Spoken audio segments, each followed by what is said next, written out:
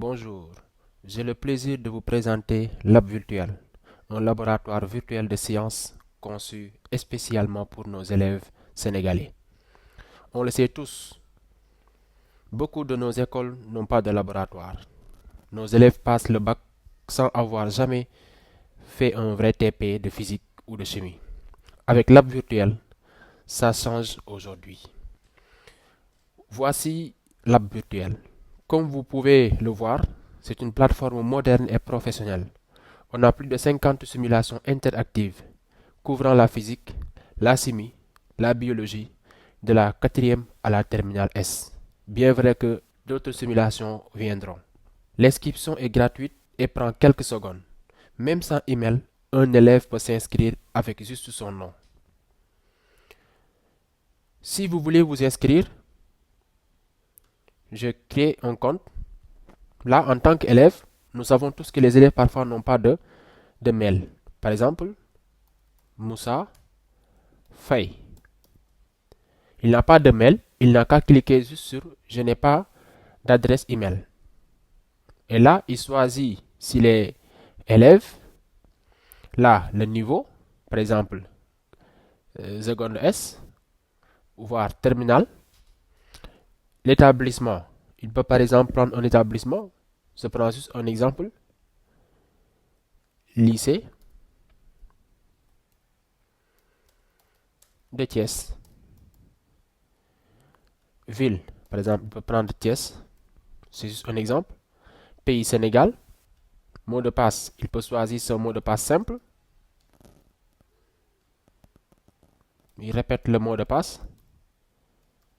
Et puis il crée son compte. Automatiquement, la plateforme le connecte. S'il veut, il peut enregistrer, vous voyez. Il est connecté. Donc, pour voir, là, il a son profil. C'est comme si on lui a généré une adresse email pour se connecter après. Il pourra utiliser cette adresse-là et le mot de passe qu'il avait choisi pour se connecter. Là, il tombe sur son tableau de bord. Automatiquement, il peut cliquer pour voir le catalogue et il voit toutes les simulations possibles. Maintenant, ces simulations-là, il y a des simulations où c'est gratuit et il n'a que 3 simulations gratuites durant le mois. Donc chaque mois, on lui offre 3 simulations gratuites. Si c'est un étudiant, si c'est un élève qui s'est inscrit volontairement. Mais on a des packs pour élèves, élèves premium et pour les écoles. Si c'est pour les écoles, on vous donne un espace où vous allez pouvoir gérer vos classes, gérer vos professeurs et gérer également vos élèves. Donc là, il a la possibilité de jouer, de pouvoir faire des manipulations.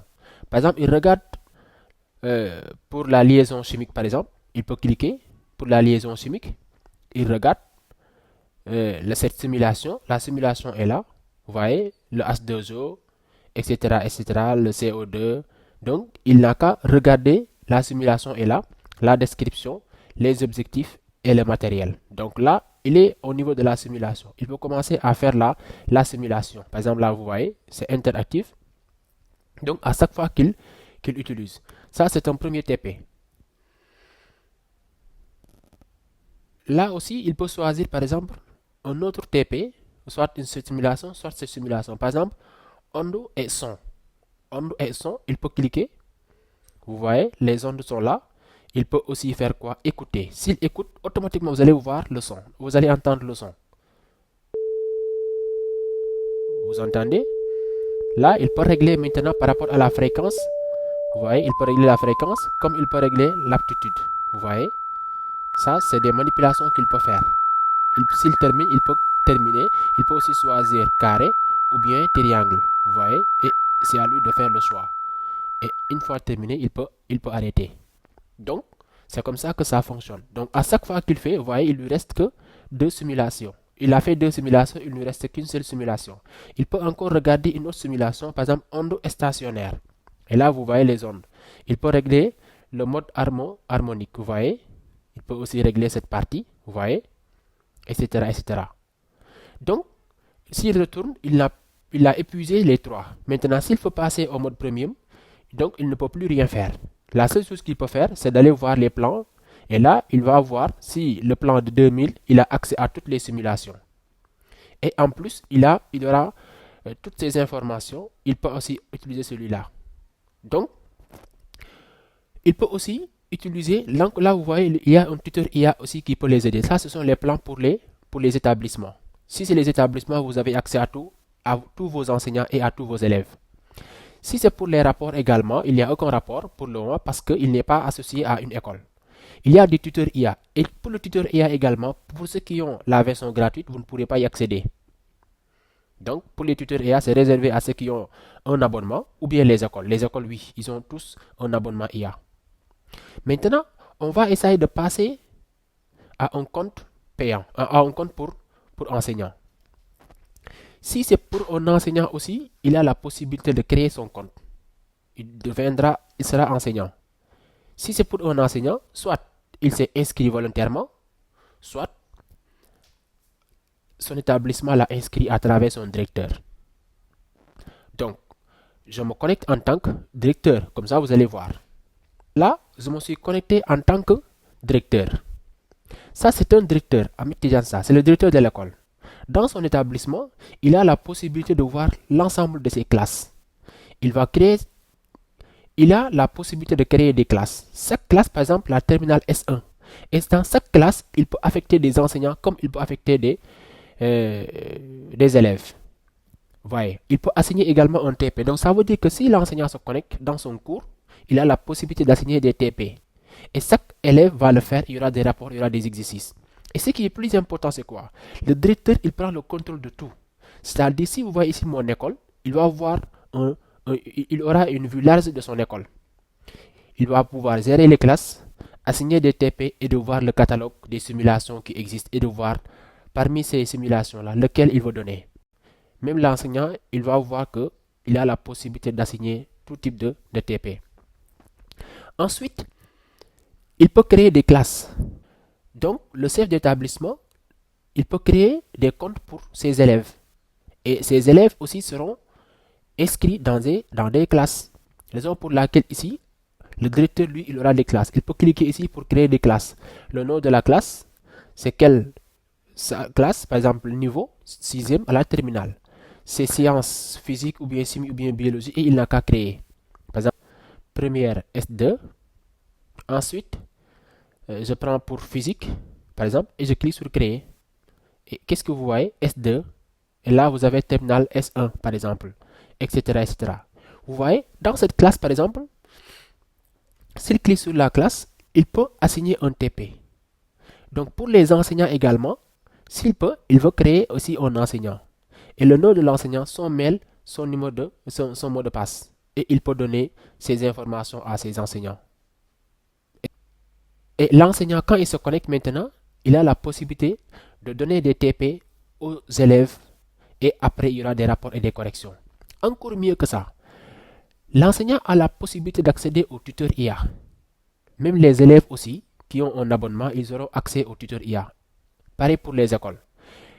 Il peut cliquer juste sur explique-moi la loi d'homme simplement. Il peut cliquer, en quelques secondes, il lui donne la réponse. Vous voyez, et il peut continuer la réponse. Il peut lui dire, je n'ai pas bien compris, par exemple.